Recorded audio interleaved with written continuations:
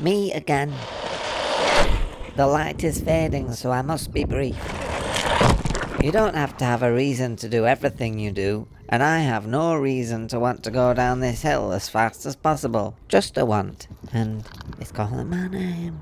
So today, I'm gonna go down this hill as fast as possible. Should you have a want to join me, then do join me, and let's go.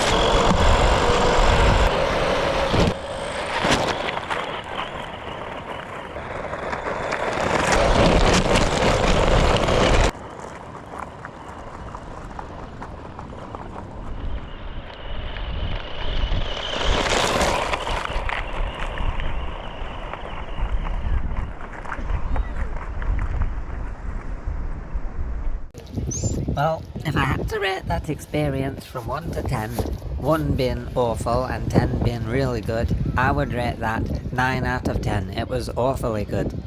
And look where I've ended up, or should I say ended down. A truly blissful evening, unless someone pushes my van off the cliff in my sleep and I die. Fingers crossed that doesn't happen. As I stare directly at the sun and watch it dip below the horizon, I am suddenly struck by inspiration for a quick poem. So if you don't mind...